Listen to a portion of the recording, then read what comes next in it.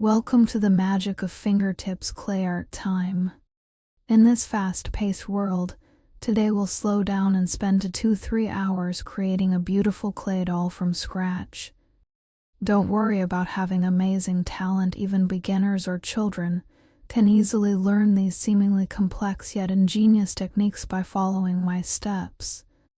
Get your hands ready, and let's dive into the pure world of clay creation today. When you first take a piece of clay out of the packaging, it might be as hard as a piece of chewing gum. Don't assume it's ruined and unusable. To revive it, you need to knead and stretch it continuously, allowing it to soften under your body heat and physical stretching. If you really don't want to go through all that trouble, here's a little secret: add a tiny bit of hand cream to the clay. Hand cream is extremely effective at softening clay, making it instantly as soft and delicate as a cloud. Before sculpting the doll, we need a 10 cm wooden board as a base. Here's a crucial step that many beginners easily forget: find a straight pen or small stick and coat the board with white glue.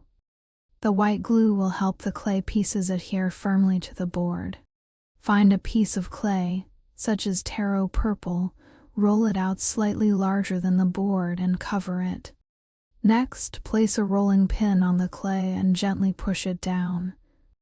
Don't go too fast. This action pushes the air inside towards the edges, leaving you with a smooth, perfect background. Finally, press firmly on the edges to cut off any excess clay. We're going to create a head of pink hair for the doll. But a truly exquisite pink doesn't come easily from store-bought.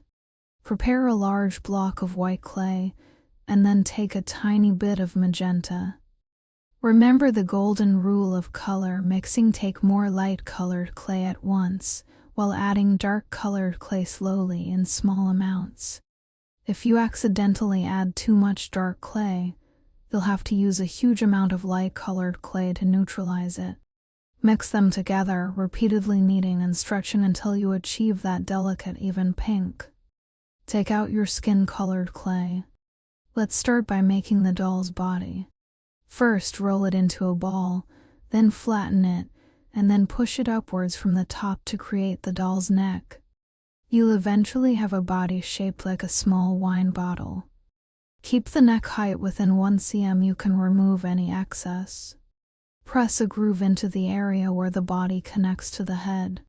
This type of chibi doll doesn't need to have a defined chest or skeletal structure, because once it's dressed, nothing will be visible. Simplicity is best. Now for the main event, the doll's face. Take a lump of skin-colored clay large enough to pass through a 37 measuring hole and press it down to about 1.5 mm thick using a clay press.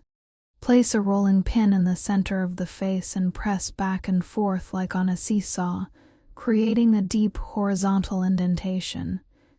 Smooth the lower half of the indentation with your hand, but be sure to keep the top line. This is an excellent eyebrow guideline. With it, your eyebrows will never be uneven again. Next, rotate and press downwards on both sides to define the eye sockets, making sure the depth is consistent on both sides. The eyes are the soul of a doll. We'll use an 8mm glass plate and gel polish to make them. The advantage of gel polish is that it's moist without UV light, allowing for easy adjustments. Let's make a pink-purple gradient eye. Apply a slightly sheer, solid pinkish beige to the lower half of the glass plate and a khaki purple to the upper half. Using a thin toothpick, gently stir the colors at the boundary to blend them, then extend and pull downwards and upwards to create a natural, deep gradient. Once finished, cure it with UV light for 20 seconds. For the whites of the eyes, take two smooth, flawless balls of white clay whole size and place them into the eye sockets you just made. Apply a little base coat and press the finished glass eyeballs onto them. Note: the highlight of the eyeball must be placed vertically downwards at the very bottom. Press gently and repeatedly. Don't press too hard in one go, or you won't be able to adjust it later. Using a silicone pen, press gently upwards and downwards slightly below the center of the ear to easily outline the inner ear. After the face has dried slightly, apply a small amount of pink powder brushing downwards from the sides of the ear. Also apply a little to the bottom of the neck and the inside of the ear to give the doll a healthy glow. Note: make sure the surface is completely dry before applying, otherwise the powder may clump together. Spray a little water into the small cap to moisten the ultrafine brush and absorb excess water. First, draw a lower eyeliner along the lower edge of the eye. Then use an extremely quick 3-to-1 stroke to draw 3 main lower lashes, adding secondary lashes next to each one. The mouth is very simple, just like writing a comma. A light dot will make it very cute and adorable. Following the guideline we kept earlier, steadily draw the eyebrows. We'll use black clay to make the upper lashes. Take a very small amount of black clay, roll it into a thin thread with pointed ends, and gently bend it downwards into a small crescent shape. Attach it to the upper eyelid, trimming off any excess. If you like an illustration style, you can slightly curl the tips of the outer lashes upwards, making it look like a little girl straight out of a fairy tale. Take a piece of pink clay, roll it into a long strip, and taper both ends. Press it down from the top of your head, making a cut slightly above your ear, and then push the clay behind your ear. This instantly creates a sophisticated head wrapping face look. Part your hair in the middle, extending upwards from the line connecting your nose, mouth, and brow. Next, pull out long, thin pink strands, letting them extend naturally from the parting to the sides and back, and cut them to the desired length. A beautiful, classic princess cut straight hairstyle is now complete. For the clothing, we can mix a light blue color. Roll it out thinly and cut it into a trapezoid. Pinch the edges to create dense creases, forming small skirt pleats, and attach it to the doll's body. If you feel it's not fluffy enough, you can layer a white skirt hem underneath the blue skirt, done in the same way. When making the arms, first measure the distance from the shoulder to the waist, subtract 1/3, and this is the length from the wrist to the elbow. Smooth the top and bottom, and gently fold it. The natural curve of the arm will appear.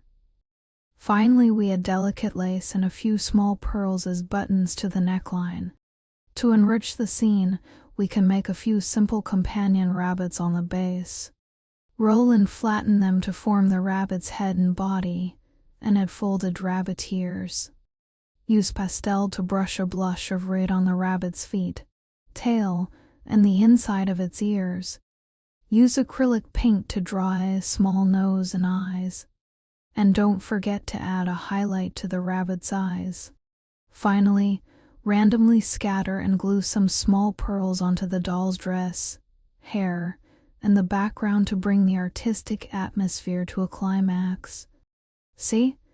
With just over 2 hours of immersion, a uniquely beautiful and adorable clay doll is born just for you. It makes an excellent birthday gift for a friend, or a one-of-a-kind sentiment for an anniversary. Art isn't far away, it's right there in your fingertips as you knead and stretch it. Thank you for listening to this episode of The Magic of Fingertips Clay Art Time. See you next time.